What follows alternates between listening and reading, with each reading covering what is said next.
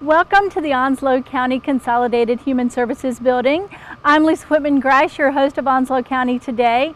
And the mission of this building and those who work in it is to better the lives of families and individuals who call Onslow County home. Today we're going to be speaking with several of the staff members of Consolidated Human Services about how they help better the lives of our youngest citizens here in Onslow County, the children, as we prepare to begin back the 2018-2019 Onslow County school year. As always, we're so glad that you're joining us for Onslow County Today.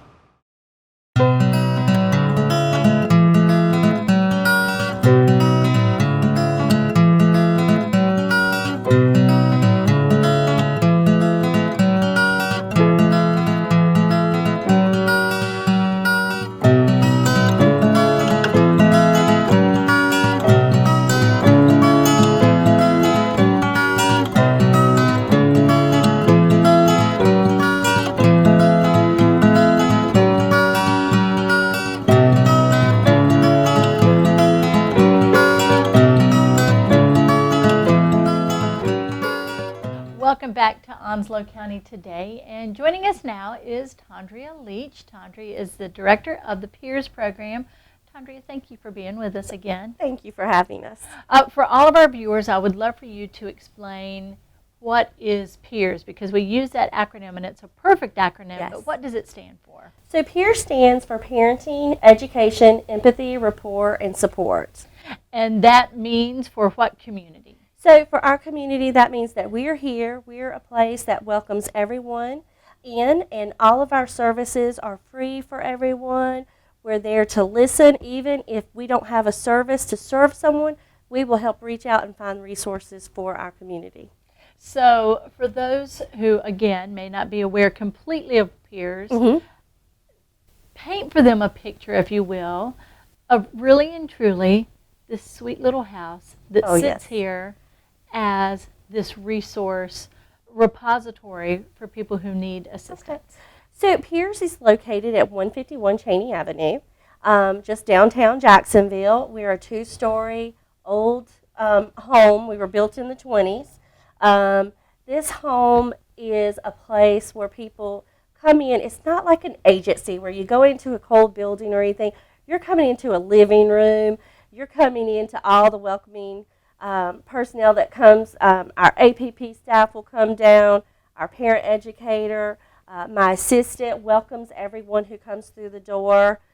We have the child care providers who will come out and welcome the families who are bringing kids to our child care.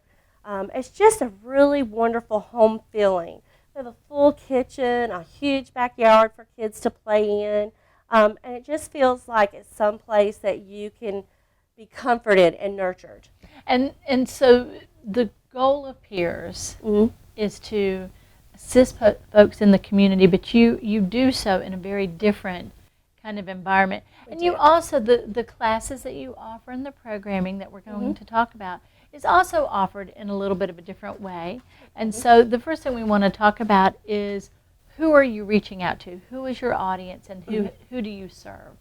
So different programs serve different people. We have our child care program. We offer Monday, Wednesdays, and Fridays from 9 to 1. And this is for children under the age of 5 years old. So from 6 weeks to 5 years old, parents can bring their kids one day a week and just to say, I need a break. You know, we don't need to know if you're going to the grocery store, if you're going home to take a bubble bath. Sometimes you just need time away from your children. And it is a great prevention program. It alleviates the stress, and it is a great child abuse prevention program. Parents will bring their food for their kids so they eat, they sing, they read books, they have playtime, they have outside playtime. It's a really great environment with nurturing teachers who work with our children, and the parents, when they come back, the kids are like, oh, do we have to go? You know, they really do want to stay, and it's such a delight because my office is right in between both rooms, and I get to hear those kids, and they're so happy when they're there and they're playing, and when one of their teachers are asking them to do things, and it's just like they're learning the cleanup song, and they're learning the rules and their boundaries, and it's just a great learning environment. And the point being, and you offer this service because there are many folks who don't have that respite, Correct. who may be disconnected from family Yes. or might be in this area where they don't have a lot of friends or Mm-hmm. connections. And you're right, that moment where you just need, for your sake, for the sake of your child, Mm-hmm. just a moment, everybody needs a timeout. Right. Well, many people think that we are like, it's due to, do you have money or do you not have money? Anyone can utilize our services at Peers in any of our programs. Our child care programs, we have moms who, their husbands may be officers in the military. We have moms who are just stay-home moms that just want a break. And we have moms with multiple kids that just want to drop one child off and have a day by themselves with another child. So it doesn't have any type of what is your income. It's not associated with that. It's what can we provide for our families. And it's the same with our parenting education. Anyone can sign up for our parenting education classes. You could be referred to them, but every one of our classes are open to anyone in the community. If you're taking care of children for the first time, if you're a caretaker that has just taken on children, if you're a grandparent raising your grandchildren, we have a class for any age child. So any parent that wants to just sharpen their skills up, learn new techniques or put some more tools in their toolbox for parenting, they are welcome to attend any of our classes. You know, I think that there's sometimes too that assumption about parenting is, oh, well, they don't really come with a handbook, but I know how to do this. Isn't it just instinctive? And it's not always instinctive. It is not. No. No. I remember when my kids became teenagers and I went to Piers, I said, can I just give my teenagers to you? They're like, no, but we can teach you. Let's come to class. And I did take parenting classes at Piers. I enjoyed taking the classes. I was a social worker, but there's always something we can all learn, which is great. And because we're not just learning from the teacher, we're learning from each other. And how do we all deal with it? And, it's just wonderful that you have a bunch of people in this community that wants to better themselves and better their families with new learning. It's all about that skill set and about learning those techniques. Yes. About learning those techniques. And children change the way in which we socialize, the way in which children are raised in general, the things that they're exposed to. Yes. That also changes. So, as you say, we all need to sharpen our skills, update the handbook a little bit. Yes, Update we the do. handbook. Yes. Now, you also serve another important population in our community, and that is our adolescent parents. Please talk about that, because that is so vital to the mission of Peers. So I know that you're going to have Kim on pretty soon, which is one of my social workers. But our adolescent teen program, it is parents in our community under the age of 20 who are either pregnant or have given birth to a child. They're either in school or have graduated already. And we want to help them. I mean, we're number 2 in the state for teen pregnancies. Right. We want to help them with the life skills. We want to nurture them. We want to teach them and mentor them on how to nurture their children and how to raise their children, but also how to get their life skills sharpened as well. How do we get them to embrace extra learning, going back to school, going to college, and getting themselves on the right footing for parenting. Very good. And I know Kim will talk more about that later. But it's a wonderful program as well that just introduces learning, new techniques, support, and a nurturing group of women that work with our teen mothers and fathers. Wonderful. And they could be married or not married. Well, and that's just it. And we are going to talk with Cameron about kind of that range of folks that she reaches. Now, we want to explain to our audience that Peers is also a little bit hard to just pigeonhole. Yes. In that you are part of the Department of Social Services, Yes. but you're also your own agency. Yes. So you do a lot of additional programming as a means to support what you do. We do. And you do fundraising and you reach out to the community. And I know that you have a whole calendar. We've just kicked off the new county fiscal year, so you have a whole calendar of very special things coming up that the community can then help support Peers. And share with us a little bit about what you've got going on. First off, let me just say that when you explain it, so I am a county employee, Right. but my whole staff are all paid by grants or fundraisers. Like our child care program is not fully funded, so we do fundraising to sustain that entire program. Everything whether it be books for parenting class or the markers we use or anything that we utilize, we either use grants or we have to fundraise. And so this year we did a marketing calendar of events so people will remember the different events that we would like for people to either sponsor or to support by coming to these events. Awesome, awesome. So in October, we are having our traditional Pennies for Peers event at Peers. It's the week before Halloween. Kids get to come in their costumes. They get to play at all the different games. They get to do cakewalks. It's just a wonderful, we have a bouncy house. We have free hot dogs. It's a great event. It's a family event. Anyone and everyone, if they utilize peer services, that's great. If they don't, they're still welcome to come to the house. And then we have our Bavarian lawn party. And this year, we're changing things up because we're going to be going to the Angry Ginger this year. Okay. So, and it'll be offered on a Saturday afternoon. Okay. So we will have freeway playing again. And that will be the first week of October. I have to look down, sorry. Of course. October 20th is when that's going to be. And then we have in November, we offer a holiday house. We usually have that here at Consolidated Human Services in November, and that just offers people a place to shop.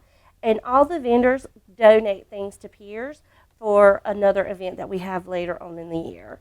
Awesome. So they have wonderful different types of venues. They have like 31 bags. They have Unique coming in. They have all different types of vendors come in at the Holiday House to shop for Christmas. Oh, that's awesome. And then in January, we offer our second annual. We could say annual this That's year. right, that's right.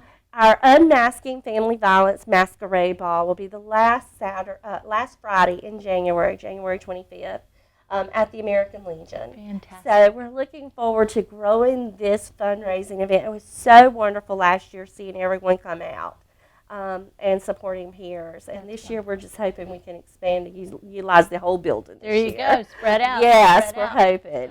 Now, with all of that community support, Mhm. I know also that this was an opportunity when we were going to sit down and talk. Yes. You were telling me about all the great help that you've Yes. received. And so you had some very special folks that you wanted to say thank you to. Yes, we do. First and foremost, we talked about your sweet little house, but it Yeah. needed a little bit of extra love. Right. And you got some love from somebody. Yeah. So my husband has been my unofficial maintenance man who's been trying to work on the building slowly on weekends on his own. And we had the Lowe's Heroes project. We were picked to be their project this year. And we worked with Miss Carrie, who is one of the supervisors at Lowe's.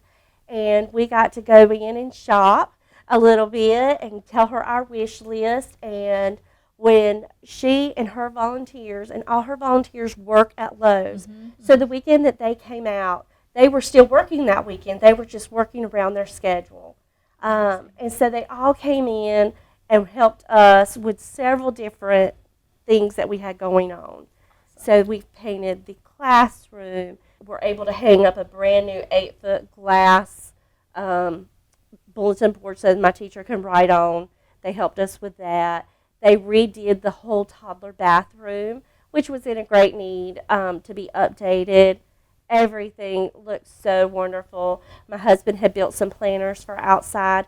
They came in and they put all the soil. They planted planters. They made a little gnome village in one so the kids can play. We had some boards missing from our gate. They redid that. They painted the whole gate and outside. They put rubber mulch in the playground area to make it more sustainable for the kids, and it's going to last for a long time. That's beautiful. So that every year we don't have to put new mulch down. New carpet, new shelves for our adolescent parenting program where we keep our diapers and stuff. It was just a blessing to have them come out and support us. That is remarkable that they were able to make that much difference. And then, again, a little more love so that you all can continue to do what you do. Yes. You also had some neighbors, Yes, so to we speak, did. help you out. Yes. Because you all are situated in the downtown Downtown. Jacksonville. There was a special event that happened was. earlier this spring, and they also supported you. Yes. the Downtown Court Street Reunion. I'm calling the Downtown Court Street Reunion crew my unofficial title for them. Frank Rochelle contacted me, and this is a bunch of individuals that grew up in Onslow County, grew up in the heyday of Court Street. They were doing a barbecue dinner at the Marina Cafe, and they wanted to make this event to make a difference in our community. And they picked something that would help educate people about child abuse and neglect. And so they reached out to me, and my husband and I went down there and we worked with them, and they had so many people, probably about 400 people that showed up for this one-day event. They had some wonderful bands playing, and they raised $2,500 and donated it to Pierce Family Development Center. And such a generous group of people, because they all have their own jobs, they all have their own families, and they put this event together not only just to see the friends that they grew up with, but also for it to make meaning for this community, to give back to the community, which is, it's just so touching, because without players like this and without individuals who take this kind of time and donate to us, we would really run behind and wouldn't be able to offer as much as we do at Pierce. Well, you know, ultimately, what I've heard is you've shared what your mission is, you've shared who you've served, and then folks like Lowe's and folks like the downtown community wanted to say thank you to you and carry your mission forward. So, Tondrea, thank you. Thank you for what you do. We are all looking forward to what you've got planned for the rest of the year as we move forward. I know we're going to have you back as we get closer to that holiday season because you do have so much going on. But we want to appreciate and share our appreciation to you and your team. And thank you for sharing with our audience the depth and breadth of what Pierce is all about. Thank you so much. And thank you all. Welcome back to Onslow County Today, and Cameron Parker is joining us now. Cameron, we have come out to this great site here at Consolidated Human Services, and it's where families can get together. Yes, ma'am. And so much about what you do is making sure that families are strong, that parents have the skill set that they need to do great jobs. And you specifically work with the adolescent parenting program. Tell us about APP, and then tell us about some of the things that you have going on, specifically looking at this new school year. Okay, absolutely.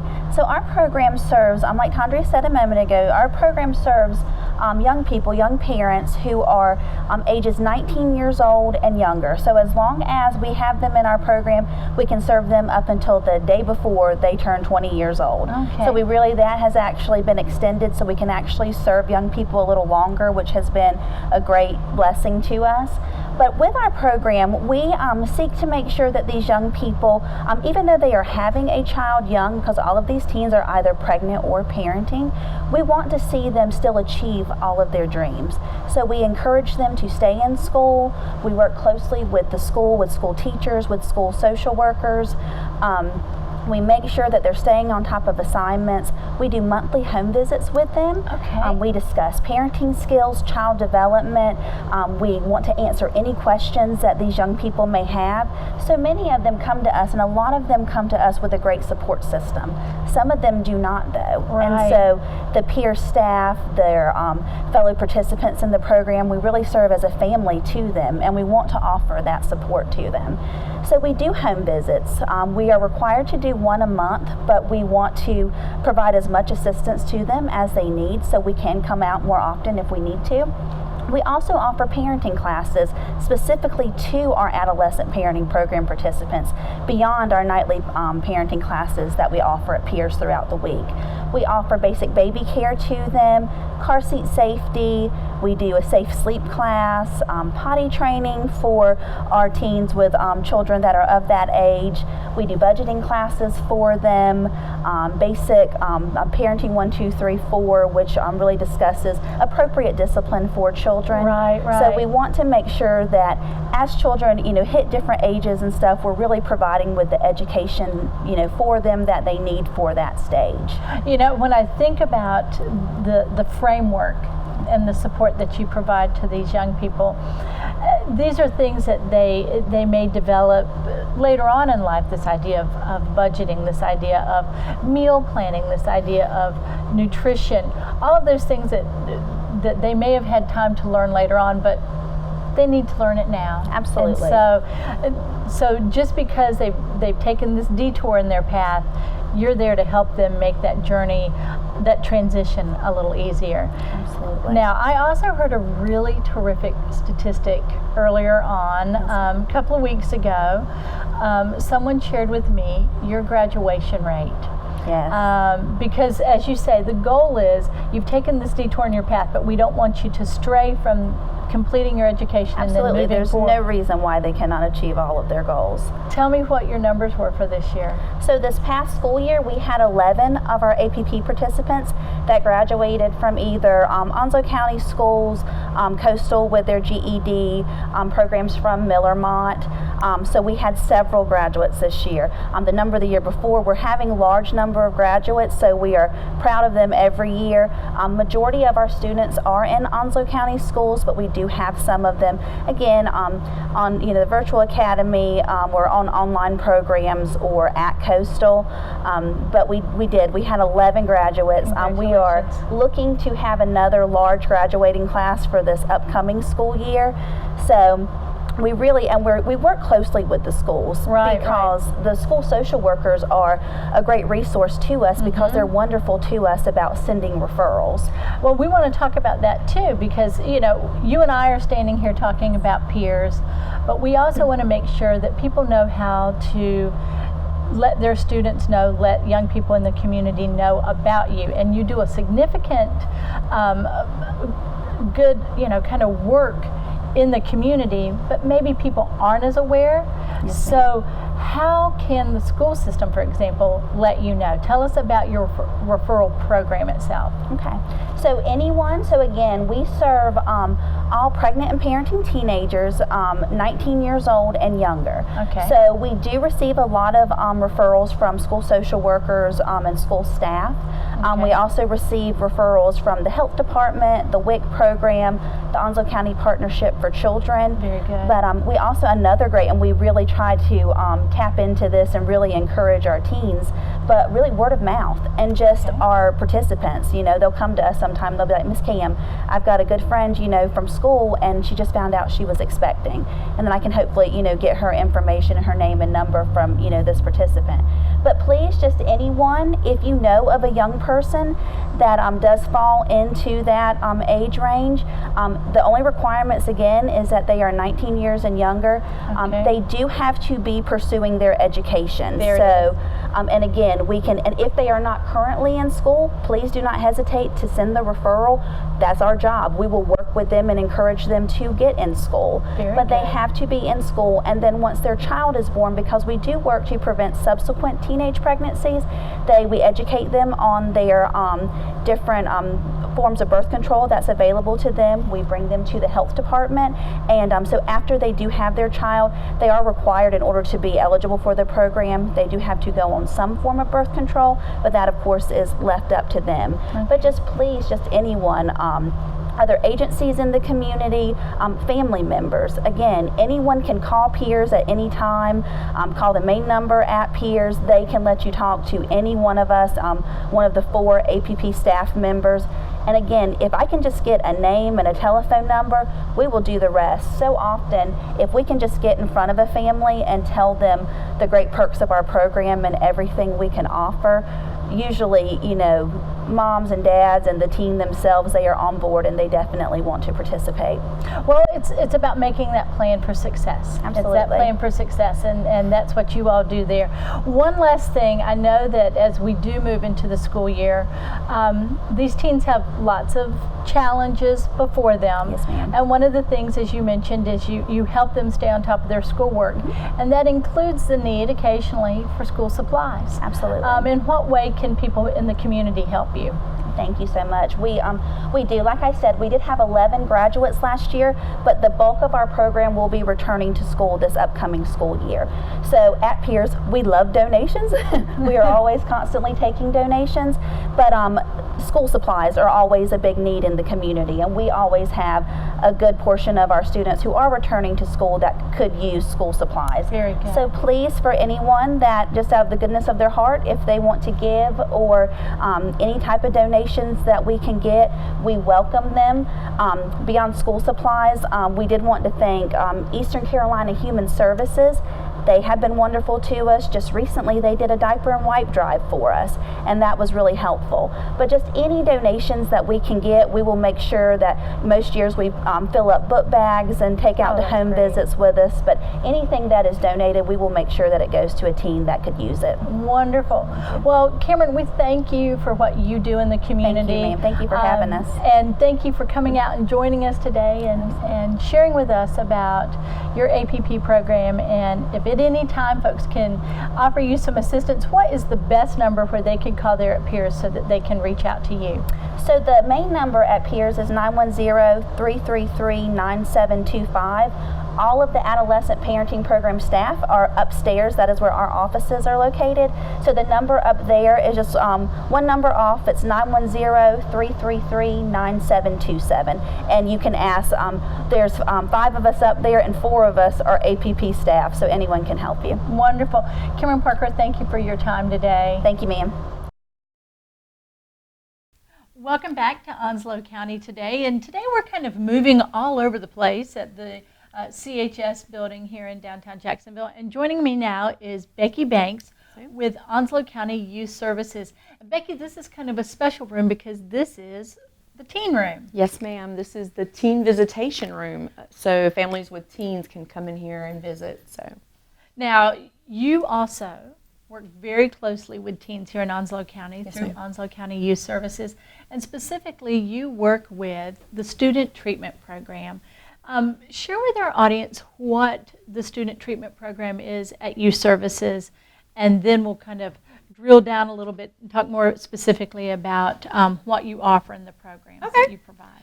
Well, School Treatment Program is a program that's offered out of Onslow County Youth Services, and it is an alternative to suspension program. Okay. So any student who is in middle school or high school, regardless of where they're at in Onslow County as far as their school is at, if they have been suspended, minimum of 3 days, maximum of 10, they can come and participate in our program. Okay, and one of the things that we oftentimes think about is if a child is suspended, they may lose that instructional time.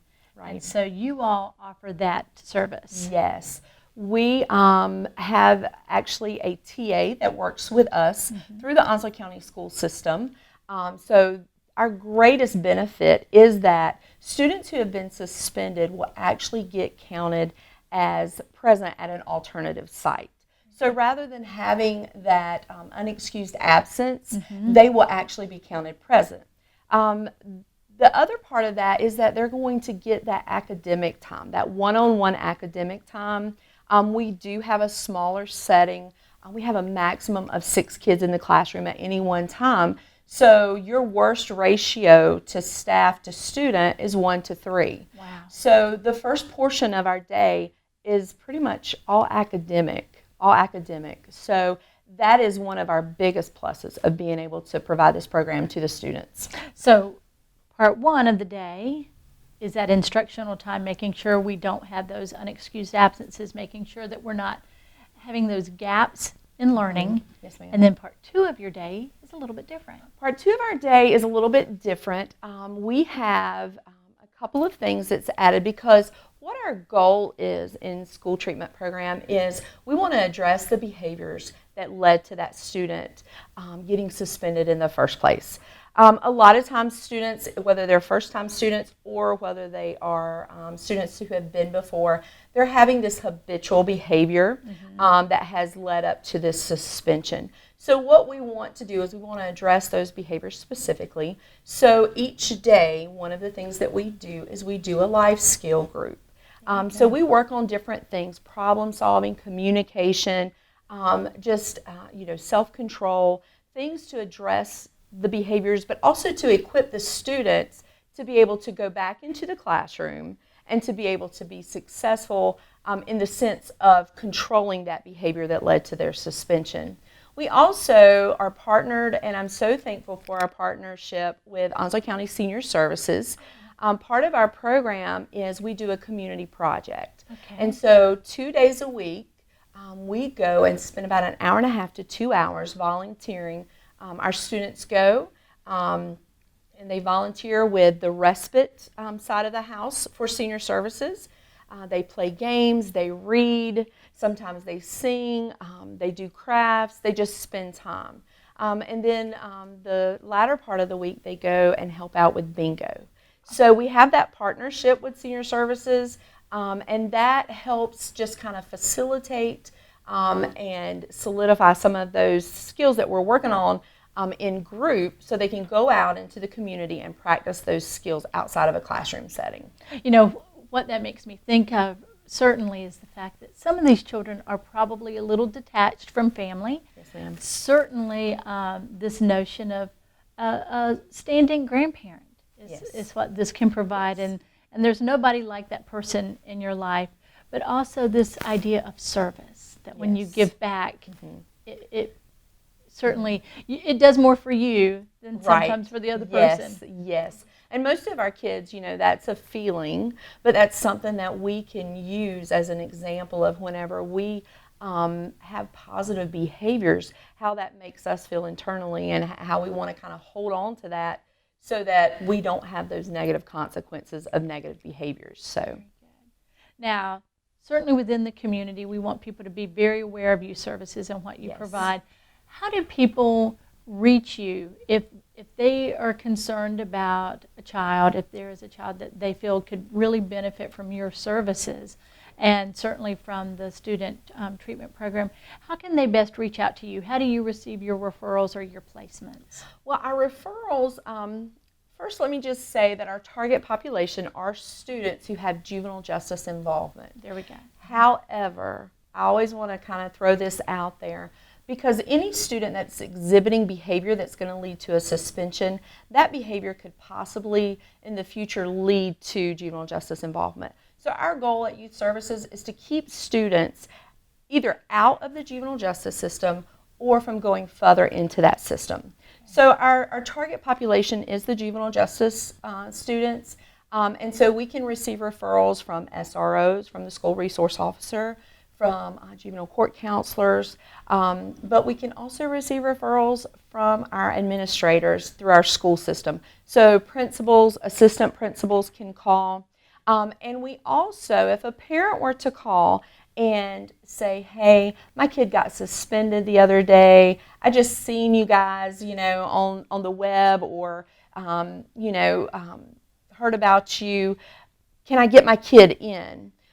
We would go ahead and try and help that parent facilitate that referral to get them in and kind of contact the school system and work with them to get them referred as well. So if a parent or law enforcement or anyone were to have a principal, were to have a question about getting a student in, they could just give us a call and we can kind of go from there. Very good. And ultimately, your goal is to make sure that really you don't maybe see those children again. Absolutely, yes. We always tell the students, we're like, we want to see you around but not in here. There you go. So that is ultimately our goal, is to prevent that behavior that's not just causing suspensions, but a lot of time is causing just they're exhibiting poor choices that can lead to that juvenile justice involvement. So we try to help them, just give them tools. I tell them, I'm putting tools in your tool belt. It's up to you if you use it. So, well, Becky, thank you again. Can you give us a main number where folks can reach you, and also maybe direct us to some other sites, maybe your website, social media sites where people could find out more? Okay. We are located at 220 Georgetown Road in downtown Jacksonville. And if you are familiar with the Board of Education, it's right next door to the Board of Education. And our main number is 910 455-1202. And if you had any questions about anything, we try to really just put our best foot forward in trying to help. If our office can't provide a service for a youth, just direct them to. So any questions, we'd be glad to answer for anybody. Well, Becky, we thank you. We thank you for what Youth Services does and for what you do at the school treatment program. And thank you for helping those children. Not only you all put your best foot forward, but helping them put their best foot forward. Thank you. Thank you for having us.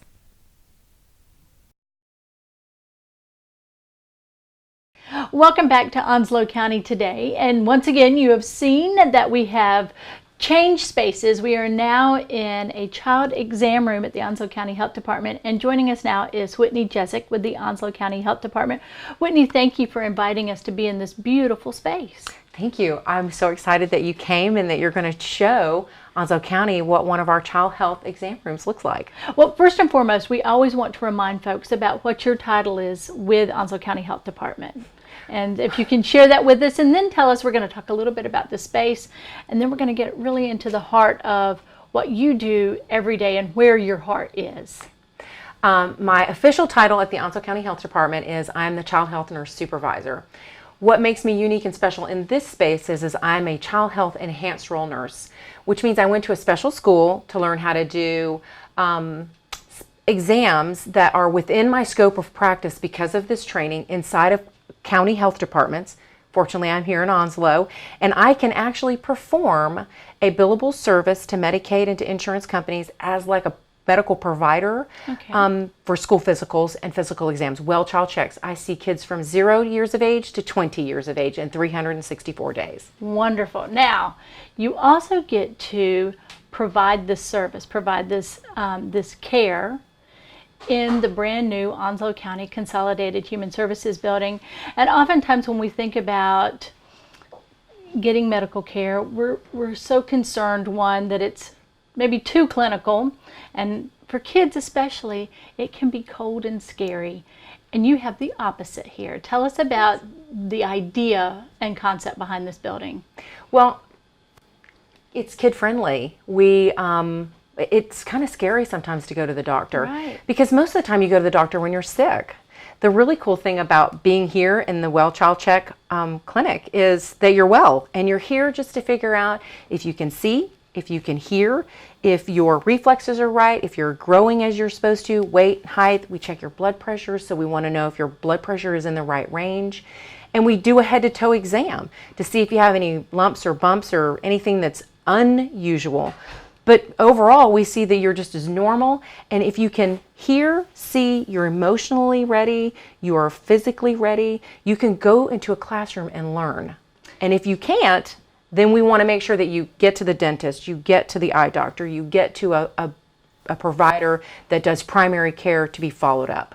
Well, a lot of what we wanted to do on this special feature of Onslow County today is talk about being school ready.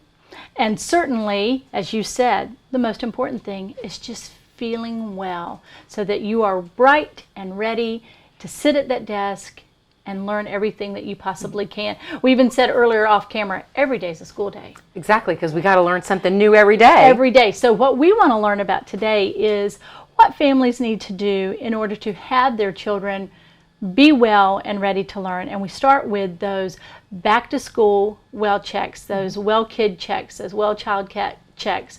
And really, that this is required by the state of North Carolina before any child starts school in our system. So share with us, first and foremost, what is required here in North Carolina for a kid to be able to enroll and be ready to learn.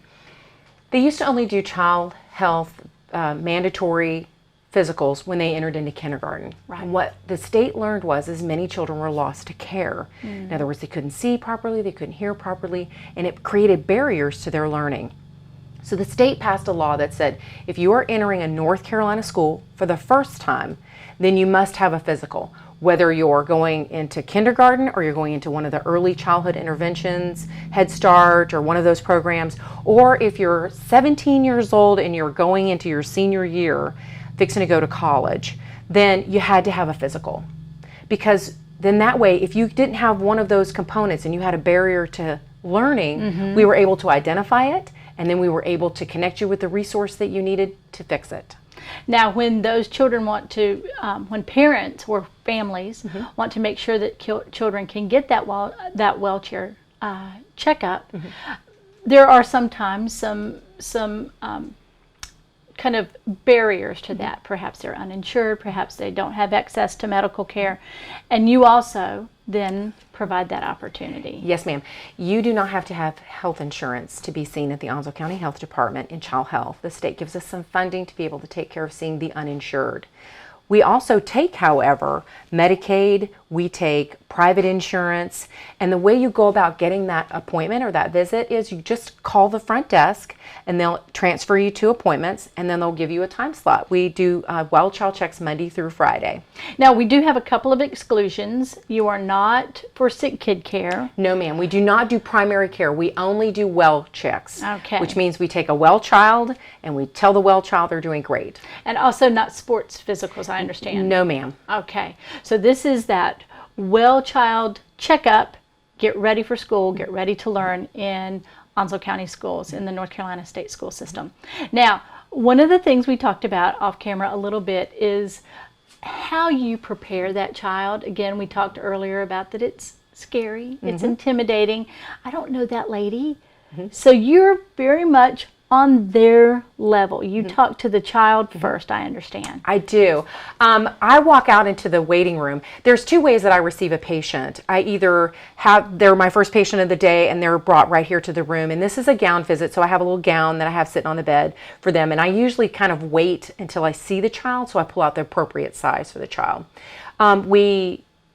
I either walk in here and I introduce myself to the child. I get on their level. If they're sitting up here, I do the introduction here. If they're standing in the lobby or they're sitting in the lobby, I actually squat down to their height and introduce myself. I shake my hand. I tell them my name, Whitney Jezik, that I'm a specially trained nurse and I'm going to do your exam today. And then let's get this first question and answer right out. Nothing I do hurts, because I don't. Nothing I do should hurt. If it hurts, then we've got an abnormal finding and then we need to do something about it. Right. And then what are we looking for? You know, we've said earlier that we can see, we can hear, and that we're ready to learn. But you're giving this very thorough exam. Yes, ma'am. What are you using? What are we looking at? Well, ironically, what do you show the kids? I laid out all my tools of my trade Cool. here. This is my stethoscope. I've had it for 30 years. This is actually a requirement for kindergarten. It's called stereopsis. And what it is they have to see three-dimensional and depth perception. So the child identifies what they see on the inside of it. There's 4 items on the inside of that card. So that is a requirement of kindergarten. That's the only time I use this card. Then I have my hammer that checks your reflexes. I check all their reflexes. It's truly a head-to-toe exam. So I check all their cranial nerves, all their neuromuscular. I listen to every component of their body going all the way down. Lung sounds, heart sounds, belly sounds. I do percussion, which is like where you tap on with your finger and I tell them that they sound like they swallowed marbles for breakfast and they're running around in a funnel. And then I say, I'm gonna play some music on your belly. And then they're very attentive and they want to hear themselves play music. And many times I will do families. My appointments are set up where 7:45, 8:45, 9:45, etc. And I may see 4 kids in the same family. Okay. So they'll all be in here together, but it's only one child at that moment that I'm focused on. And then all the other children kind of watch and see what's going on and know that what I said in the very beginning, nothing I do hurts, is true. I usually wear a lab coat, but my lab coat is not white. My lab coat's either wine colored or navy blue colored, and I wear street clothes instead of scrubs. Right. So that I'm received as like a person that is just going to do exactly what she said. I'm going to listen to your heart, I'm going to listen to your lungs, and I make them put their gown on backwards, for lack of a better way of saying it. So it opens down the front so that I only open and see what I need to, and then I close it and move on to the next section of their body, because it's head to toe. But these are little people, and they are body conscious about who's looking at them. They've all been trained at home and in school and in church and other venues that strangers don't always have the best intent. So I always want to make sure that they're covered and draped. Very good. And then I talked to them. I had a young man tell me the other day that I had a fancy lightsaber, and I thought, oh yeah, I do. Cool. I have a lightsaber, but this is actually a battery-operated otoscope. And there's 2 heads that go on it. There's the one that looks in your ears, and then this one is really cool because when you turn it on and you turn the light on, and I showed them, I said, see this light, it gets bigger and it gets smaller, and I want you to look right here into this light, because it's going to make a magic red dot appear in your eye. But what that tells us is their corneal red reflex works. And it's all part of the learning process, because if you talk to them and tell them why you're doing what, then they're less likely to be afraid. Very good. And that's the whole idea, because it's a well child check. Like I said, nothing should hurt. And I actually tell them everything that's going on. But when I do that, the parent knows why I'm doing what and what I'm finding as I go along. I'll go, your ears look great. Your eardrums look exactly how they're supposed to look. And oh, I can tell the time, because the bones in your ears set a certain time on the clock. Right. And I talk to them that you can tell time in your ears, and just making them feel comfortable where they are and feel safe. Because when you open this up, it looks kind of scary. And I say, but remember what I said in the very beginning, nothing that I do hurts. And I also, as I use instruments and you guys use tools, I put them away, so that when I say, when this table's clear, we're good to go. You'll get dressed and you'll move on to the next part of your exam. And then we kind of ourselves move on Yes. in the room. So you move them around the room and do. show them. And so they're also not just in this one little chair. Right, they're not sitting here. Now I do check their vision. I take their eye Sure. chart, and I have a mark on the floor that I stand, because you have to be a certain distance. Right. And I always start low, and I always tell the parents, I said, okay, you'll be amazed at how well your child sees. Most kids actually see 2016 versus 2020. 2016 is better than 2020, Right. which means they can sit anywhere in the room that they would like. Very good. Which is good, and maybe not so good. But if they can't see 2020 and they're higher up in that chart, then we refer them to an eye doctor to be further evaluated, because this is a simple screening. Right. It's not an eye exam, and there's a big difference between the two. And then we check their hearing. So I walk them over to this section right here. And this is a really great hearing machine. It was provided to us by the state. Oh, fantastic. And they come each year and calibrate it and make sure that it functions properly. There's two ways to check hearing. If you have a child that doesn't have speech, they're either too young or they don't speak yet. right. For whatever reason, maybe they're autistic or they have a learning disability. We can check their hearing with this particular machine. It's called an OAE. And then this one is the one that we standardly use. It goes on your head, and then I tell them, you have two choices. You can either raise your hand or you can say beep. And it's so funny, because as the beeps change pitch, so does their answer. So I know they're actually hearing it. We check it at 20 decibels at 1,000, 2,000, and 4,000 hertz. And as the children get older, earbuds are creating such damage to our youth that now we check kids that are 11 and older with 6,000 and 8,000 decibels. Hertz at 20 decibels, just to make sure they still have that window of being able to hear inside of it. And they could be losing that. Correct. They can be losing their hearing, because when you put the earbuds in, they're so close to the tympanic membrane and the bones that are in there that it's causing hearing loss. So, what I'm hearing then is it's not just about the littles. It's No, not just it's about not. the beginning. It is not. It's a continuous process.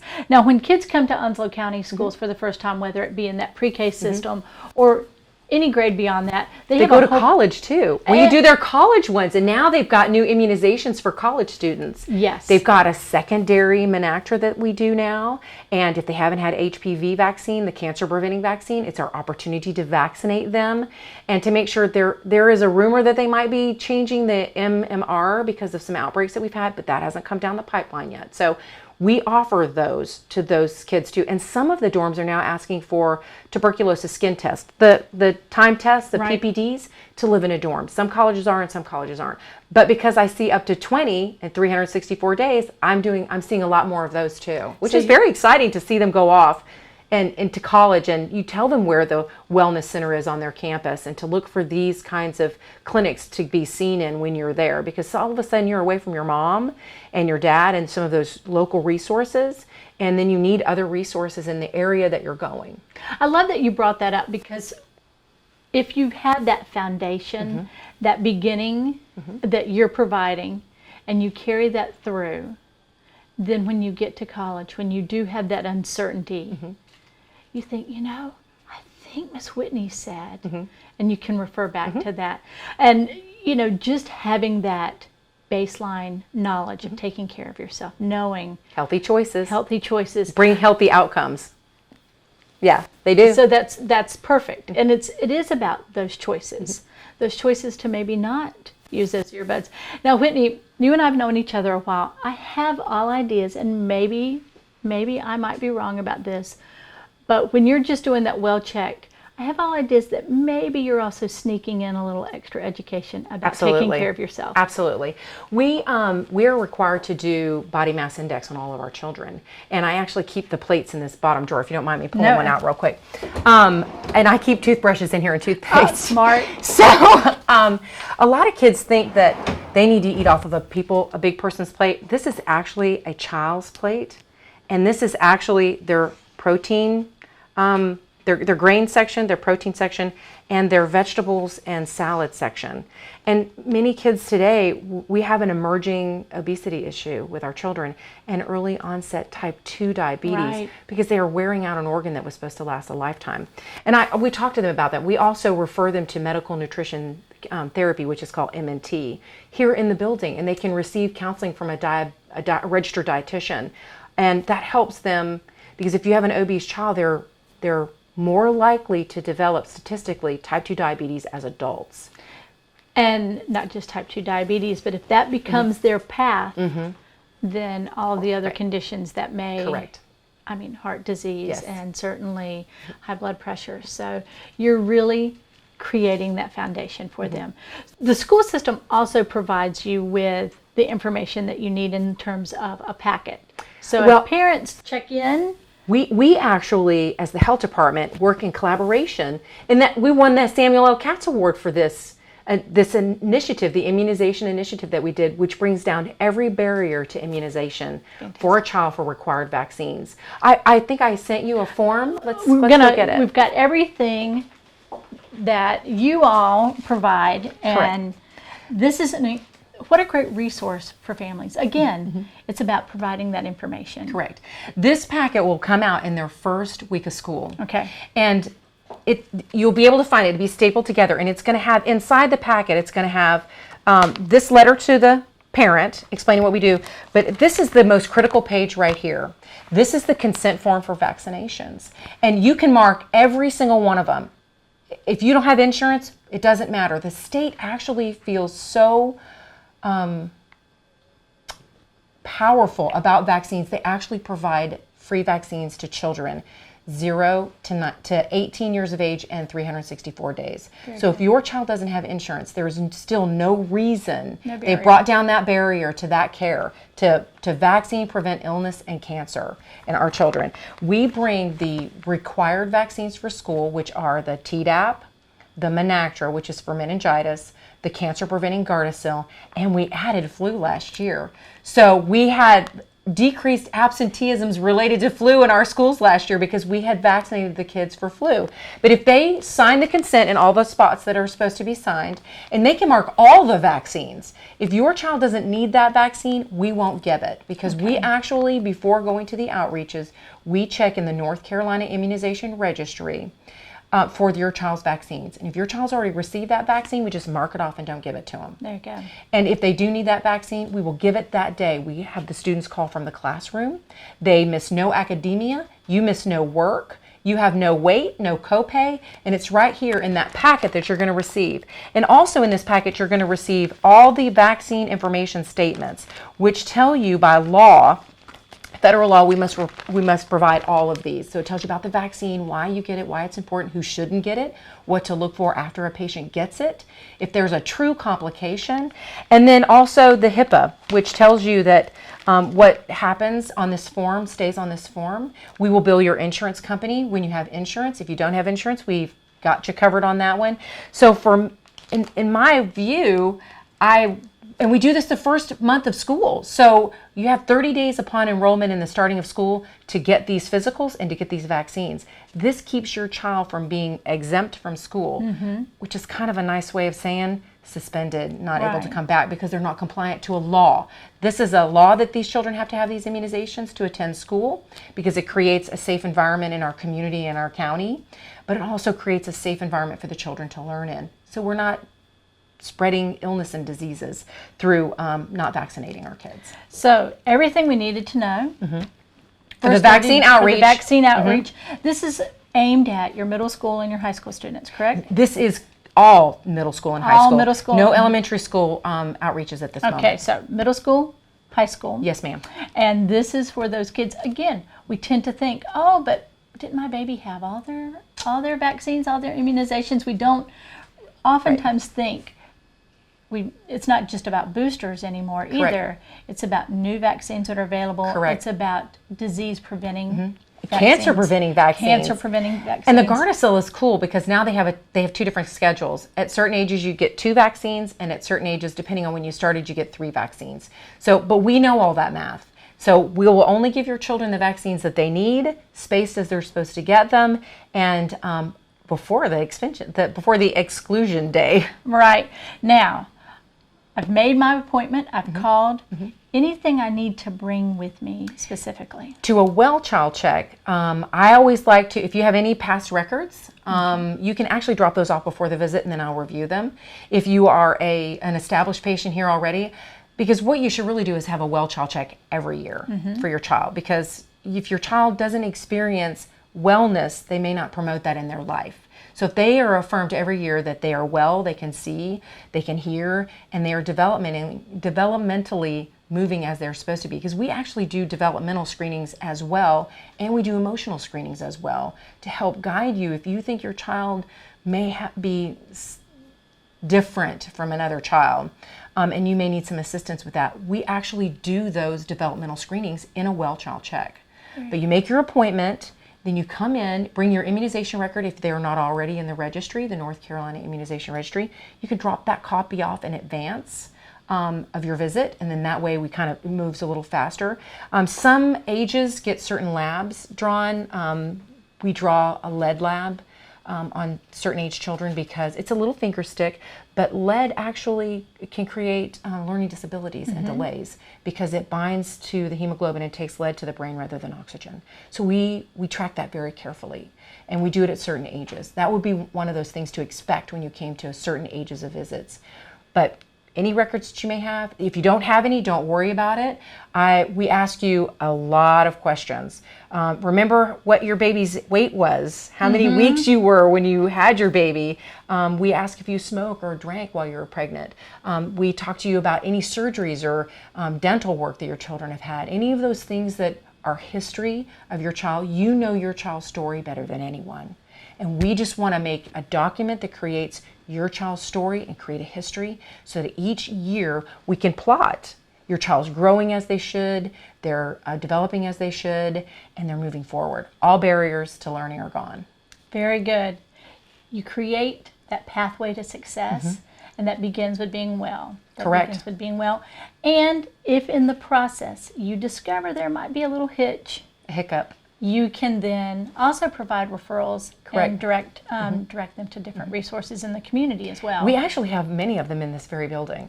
That was what makes this building so amazing to us. We are like 3 stories of awesome people filled with passion for the residents of Onslow County and keeping our well and safe. I don't think that you can end it any better than that. Whitney, thank you. Thank you for giving us this great tour. It was my pleasure. I love this. This is my workspace, and what a better place to work. Thank you so much, and thank you for keeping us all as well as we can be. Thank you. Thank you for having me.